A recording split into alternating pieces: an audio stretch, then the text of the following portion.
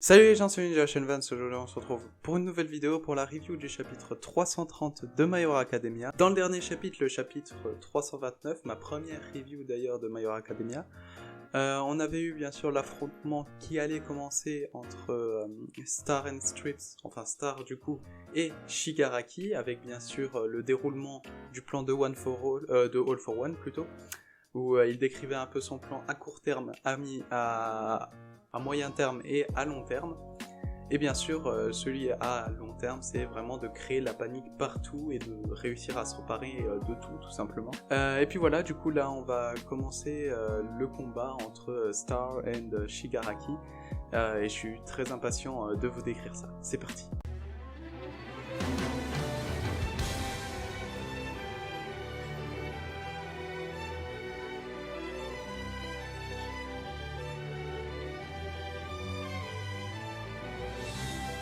Donc le chapitre qui débute avec un point de vue plutôt concentré sur Star, avec l'un des pilotes de l'avion sur lequel elle est, qui lui dit que non, ce n'est pas All for One, parce que dans le dernier chapitre, elle avait cru justement que c'était All for One.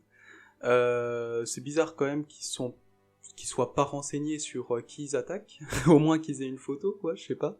Après, peut-être qu'il n'y a jamais eu de photo d'All for One ou de Shigaraki, je sais pas, mais bon, c'est quand même la base de savoir qui tu vas attaquer. Et du coup, qui lui dit que lui, il peut faire des impulsions électromagnétiques, quelque chose comme ça, de ce qu'il a entendu. Mais plutôt Shigaraki, c'est plutôt il touche et puis tout disparaît, c'est plutôt ça. Après, on sait pas trop, il était à 70% justement quand il a commencé à combattre Deku et puis les autres. Là, il a l'air d'être à 100% de ce que j'ai compris. Du coup, peut-être que son alter a un peu changé, on verra ça. Et il y a son pilote qui lui demande est-ce qu'on attaque ou on reste en retrait en gros. Et bien sûr, Star qui lui dit non, bien sûr que non, on attaque. Voilà, c'est ça ce qu'on va faire, on va attaquer. Et justement, toutes l'escadron d'avions, justement, je crois que c'est des espèces d'avions, se mettent en place en position de combat. Et point de vue, enfin, sur Shigaraki, parce qu'à part la petite page là, où on a eu tout simplement Shigaraki qui disait je sais pas qui je suis, on n'avait pas vraiment eu un point de vue de Shigaraki depuis un petit moment. Et justement, cette interrogation sur le fait qu'il soit All for One ou pas, elle se renforce encore une fois ici, parce que même lui il se dit j'ai bien l'impression d'être Tomura Shigaraki, mais il sait pas, c'est comme si il était All for One. Alors, est-ce que All for One a fait comme il avait fait tout simplement bien avant, vers la fin du combat, ou entre Deku, Endeavor, etc. face à Shigaraki, il avait pris un peu le contrôle de Shigaraki, ou tout simplement Shigaraki a réussi un peu à fusionner avec All for One, je sais pas comment décrire ça, mais bref, je pense qu'on en saura un peu plus tard. Et c'est à ce moment-là que Shigaraki jette une énorme charge électromagnétique, justement, comme le pilote le disait, je sais pas si c'est ça. Mais en tout cas, on a des espèces, pendant qu'il parlait, on avait des espèces de phrases qui disaient poids, onde radio, plus projection, je sais pas pourquoi il disait des trucs comme ça. Et là, on a une attaque, mais vraiment énorme, tout simplement, de Shigaraki sur Star et puis tous les autres, tous l'escadrés. Là, on voit vraiment l'étendue de la puissance de Shigaraki, vraiment là quand il est à 100%. Shigaraki qui provoque un peu Star en lui disant que celui qui touche en premier l'autre aura gagné, et dans ce duel ça a l'air vrai, parce que si Shigaraki touche Star, elle va mourir. Et puis si Star touche Shigaraki, on va le savoir tout de suite, parce qu'on a enfin tout simplement la révélation sur l'alter de Star. Et son alter, c'est tout simplement de donner un ordre, de donner des ordres. Donc là, par exemple, elle va nous faire une espèce de petite démonstration où justement elle dit que l'air et tout simplement il disparaît dans un rayon de 100 mètres, je crois, si je me rappelle bien. Oui, tout simplement, l'air qui a autour d'elle à peu près 100 mètres, tout disparaît, l'air disparaît tout simplement. Et donc on a une magnifique image qui illustre bien la disparition de l'air, on va dire ça comme ça, en forme d'étoile. Je sais pas pourquoi, je pense que c'est surtout pour symboliser l'Amérique, je pense. Son alter qui symbolise l'Amérique. Et puis justement qui lui dit tu vas me faire un plaisir de crever. Son alter est un peu cheaté. Je veux pas dire, mais le fait de donner un ordre comme ça et puis que ça se réalise, genre je sais pas, elle touche, en fait son alter c'est qu'elle touche quelque chose, elle dit son nom, et elle a le droit de donner un ordre. C'est-à-dire que par exemple, si je prends mon micro, je lui dis de plus enregistrer. Enfin, vous avez compris le principe, là j'ai coupé le son pour justement dire en gros la démonstration de son alter. Mais voilà, ça a l'air tout simplement tellement cheaté, c'est encore plus fort que je trouve le One for All dans ce cas-là, parce que elle peut faire ce qu'elle veut en fait. Elle peut faire totalement ce qu'elle veut, là, elle est inarrêtable pour moi. Et donc Shigaraki qui est privé d'air, du coup, vu qu'il est justement dans cette zone de 100 mètres où Star a privé d'air tout simplement la zone, et qui a une réflexion par rapport au fait que il veut cet alter, et du coup là je pense que c'est One for All qui parle pour lui. Comme il nous l'avait dit dans le chapitre 329, si il réussit à choper l'alter de Star, il aura tout simplement gagné la partie. Donc bien sûr sa priorité c'est toujours le One for All, mais s'il réussit à choper l'alter de Star, là vu comment c'est incroyablement fort, je vois mal tout simplement Deku, Endeavor, etc. Réussir à battre Shigaraki. La privation de l'air de Star ne suffit pas, du coup toute l'escadrille tire des espèces de faisceaux lumineux, je sais pas, des espèces de lasers, directement dans le torse de Shigaraki, mais bien sûr c'est pas ça qui va mettre à terre Shigaraki, hein, on le connaît, il a déjà survécu à bien pire. Star du coup qui met en garde tous les autres en leur disant c'est pas fini, et là Shigaraki qui lance un truc genre réflexion, dispersion, c'est un truc comme ça je crois qu'il dit, et qui lance on va dire qui relance justement ces faisceaux lumineux un peu partout. J'ai pas encore tout compris les caractéristiques de l'alter de Shigaraki, en tout cas de son évolution. Je pense qu'on aura à peine plus d'explications dans le chapitre 331, parce que là on a déjà eu l'explication pour l'alter de Star. Là, pour Shigaraki, c'est énormément différent de ce qu'on avait justement pendant la guerre entre l'Alliance et puis tous les héros, tout simplement.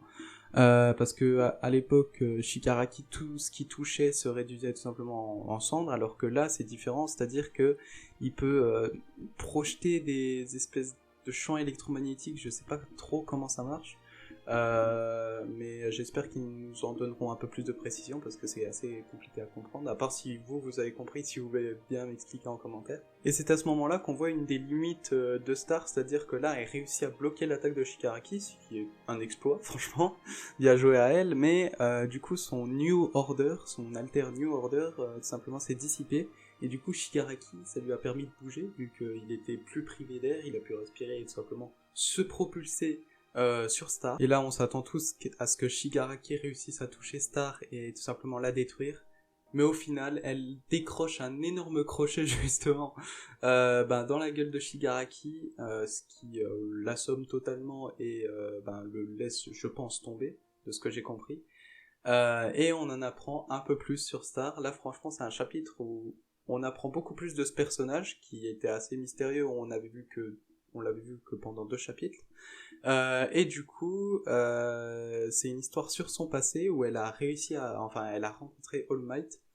Elle nous disait qu'elle a justement rencontré All Might parce qu'elle a été sauvée par lui quand elle était aux États-Unis. Et à cette époque-là, All Might c'était un étudiant japonais. Des super vilains qui étaient en fuite ont assailli la voiture là où elle était. Et c'est à ce moment-là qu'All Might est arrivé et a bien sûr détruit les vilains, hein, on va dire ça comme ça.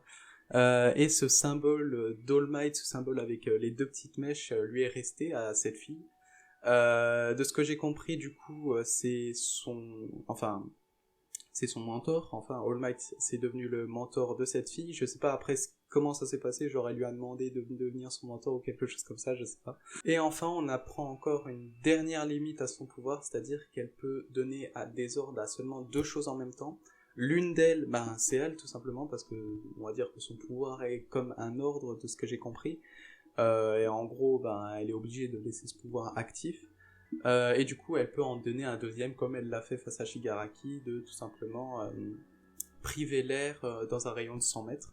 Et Star qui réussit à choper Tomura, elle l'a touché, elle a prononcé son nom, et elle prononce justement son ordre de son alter New Order, qui dit si Tomura Shigaraki bouge ne serait-ce que d'1 millimètre, son cœur s'arrêtera.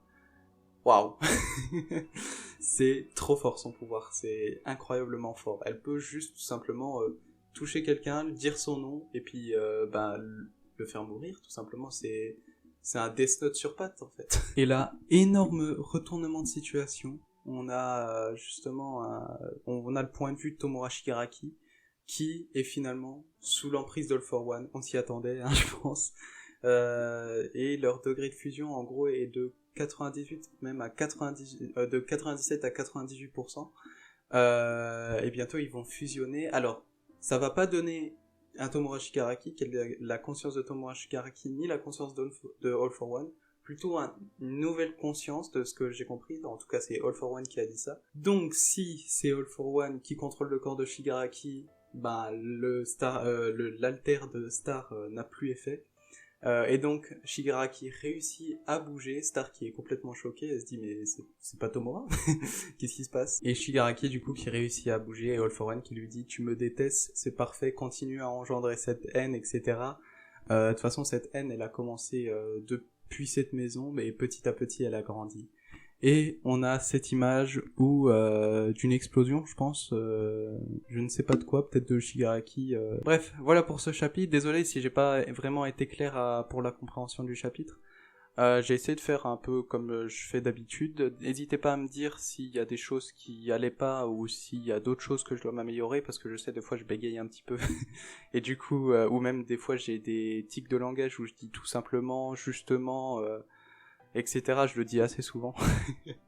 Et puis voilà, sinon, franchement, le chapitre, je l'ai adoré. Ça me remet la hype de Emacha que j'avais perdu depuis, peut-être 4-5 chapitres.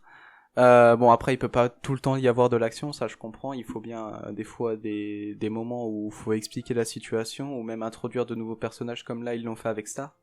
Mais là, franchement, ça recommence dans l'action. J'ai vraiment hâte de voir le dénouement de cet affrontement Star et puis Shigaraki. Shigaraki qui ne devrait bientôt plus être lui-même, parce que tout simplement il est déjà à 97% de fusion avec All for One, ce qui va donner un nouvel être, un être suprême peut-être. En tout cas, je pense encore plus fort que Shigaraki et All for One. Et Star, son alter qui est tout simplement tellement fort, c'est incroyable, c'est comme je disais un Death Note sur pattes, enfin différent, mais voilà, elle doit toucher la personne et dire son nom pour... qu'elle puisse lui donner un ordre. Mais voilà, ouais, c'est à peu près tout ce que j'avais à vous dire. N'hésitez pas à vous abonner, à liker et à commenter si cette review vous a plu ou si ce chapitre même vous a plu. Je vous dis à mercredi à mardi même pour la review sur Tokyo Revenger. Moi je vous laisse là-dessus. Je vous dis à la semaine prochaine pour de nouvelles vidéos. Ciao!